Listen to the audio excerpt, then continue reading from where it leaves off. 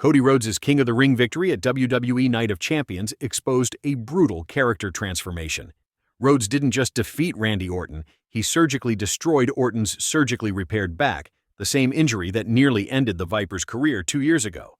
After the pinfall, Rhodes ignored the celebration to deliver 3 consecutive knees directly into Orton's lumbar spine, his face devoid of emotion. This wasn't the heroic American nightmare who toppled Roman Reigns at WrestleMania 40. This was cold, calculated brutality Rhodes himself foreshadowed days earlier when he told ESPN his babyface run was on the tail end. Winning the King of the Ring crown accelerates this metamorphosis. King Cody now radiates dangerous entitlement, especially with his undisputed WWE Championship rematch at SummerSlam secured.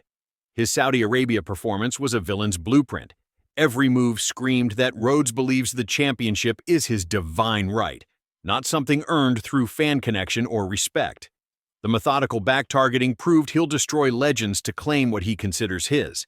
This was AEW-level viciousness, adapted for WWE's main stage. If you're new here, make sure to like and subscribe. We deliver every breaking WWE story raw and unfiltered. John Cena's last real champion heel persona is imploding before our eyes. At Night of Champions, Cena froze when handed the WWE title belt to assault CM Punk, repeating identical moral hesitations at Backlash and Money in the Bank. These are intentional cracks in his villainous facade. The Saudi crowd's reaction confirmed the act's failure. When Cena confronted Solo Sikoa and the Bloodline, the arena's cheers drowned his scripted villain promos. Cena remains WWE's ultimate resilience symbol, and opposing dominant forces like the Bloodline automatically reboots his hero status. With just 15 dates left on his retirement tour, WWE is engineering his redemption arc. His visible internal conflict, the man built on hustle, loyalty, respect, physically recoiling from his own heel tactics, creates perfect double-turn conditions. Rhodes' newfound viciousness directly opposes Cena's resurfacing integrity. This collision course is WWE's storytelling masterstroke. The Rhodes-Cena dynamic perfectly mirrors WWE's iconic Bret Hart versus Stone Cold Steve Austin double turn at WrestleMania 13. Rhodes, like Hart, is corrupting his pursuit of excellence with toxic entitlement. His post-match assault on Orton, who endorsed his WrestleMania 40 triumph, parallels Hart's vicious turn on Austin. Conversely, Cena fighting the Bloodline's tyranny channels Austin's rebellion against the Hart Foundation. The structural blueprint is identical. Expose the fading hero's, Rhodes' ruthlessness, while forcing the struggling villain, Cena, into morally defensible actions. SummerSlam's championship rematch becomes the pressure cooker to finalize this flip. Rhodes could deploy eye gouges, weapon shots, or direct crowd humiliation to reclaim his title. Cena might reject heel tactics at the climax, sacrificing victory to protect his integrity and cementing his heroic return. This psychology is WWE storytelling at its most sophisticated, weaponizing audience expectations against them. Randy Orton is the live wire in this equation.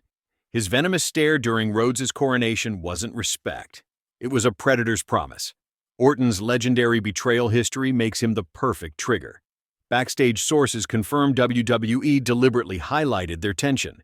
Orton could cost Rhodes at SummerSlam as payback for the Saudi back destruction. This wouldn't just extend Cena's heroic run, it would detonate Rhodes' nuclear heel heat. Imagine Rhodes blaming fans for forcing him to break Orton, then allying with Solo Sikoa to burn his legacy. Cena's redemption would crystallize by vanquishing this manufactured monster. Every piece is locked. Rhodes' descent into entitled villainy, Cena's ascent to redemption, Orton's coiled vengeance, and SummerSlam as the double-turn detonation point. The Saudi evidence, Rhodes' brutality, Cena's crowd reactions, Orton's seething silence isn't coincidence. It's WWE laying track for their biggest character revolution since the Attitude Era, where legacies aren't defended but reborn through fire. The countdown to explosion starts now. CM Punk's presence intensifies Cena's moral crossroads. Their feud isn't just about championships. It's a philosophical war exposing Cena's crumbling heel persona. At Money in the Bank, Punk called Cena a corporate relic clinging to relevance, forcing Cena to confront his own hypocrisy. When Cena hesitated to attack Punk with the title in Saudi Arabia, Punk's mocking grin said everything. The villain act was transparent. Punk embodies the authenticity Cena abandoned, making Cena's redemption inevitable.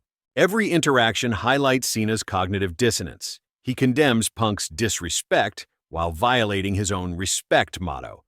This tension peaks at SummerSlam. If Cena chooses honor over cheap tactics against Rhodes, Punk's taunts become the catalyst for his heroic rebirth. Cody Rhodes' King gimmick is his heel amplifier.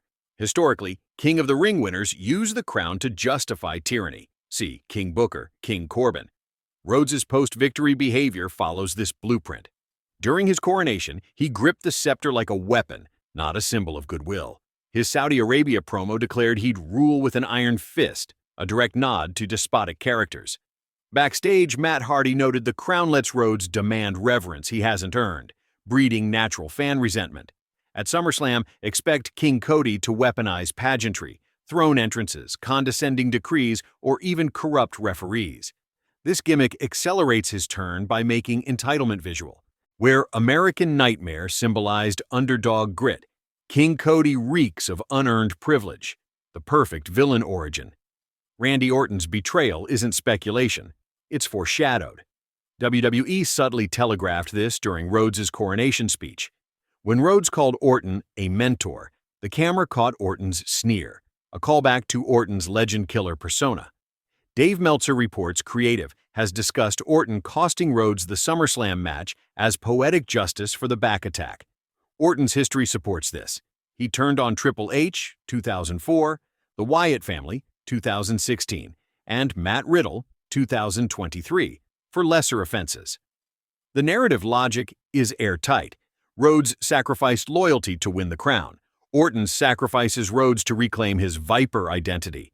This collision would make Rhodes' heel turn inescapable. Imagine him screaming, "I broke you to become king," while Orton retaliates with an RKO on the throne.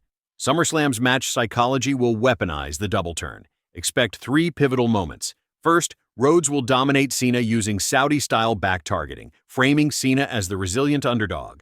Second, Cena will reach for a weapon, chair, title belt, but stop, visibly wrestling with his last real champion persona. Finally, Rhodes will attempt a blatant low blow or eye gouge, forcing Cena to choose, win dirty or protect his integrity. If Cena blocks the cheat and wins clean, Rhodes snaps, attacking referees and solidifying his heel status. If Orton interferes, Rhodes loses but blames fans, claiming they cheated him. Either outcome flips their alignments. The parallel to Bret Hart's heel turn is deliberate. Like Hart, Rhodes' technical skill curdles into viciousness when denied his destiny. The Bloodline's role is critical. Solo Sikoa's dominance positions Cena as the rebellion leader fans crave. If Cena saves Jey Uso or LA Knight from a Bloodline beatdown pre-SummerSlam, his hero turn completes before the Rhodes match. Conversely, Rhodes could shockingly align with Solo, trading his honor for power, a nuclear heel move. Paul Heyman's recent tease that new kings seek new kingdoms hints at this unholy alliance. Imagine Rhodes blaming fans for abandoning him after Saudi Arabia, then embracing bloodline tactics to seize the throne. This would make Cena versus Rhodes a proxy war, tradition, Cena versus tyranny, Rhodes bloodline. The double turn becomes a seismic shift in WWE's power structure, not just two men swapping roles. The aftermath of SummerSlam will cement the new reality. If Rhodes loses due to Orton's interference, his descent into villainy becomes irreversible.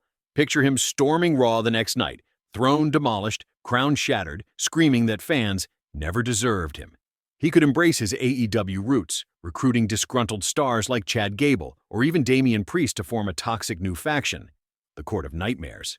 Their mission? Burn WWE's hypocritical legacy to ash. Rhodes would weaponize his real-life WWE journey. I bled for you, and you gave me nothing. This isn't just heel heat.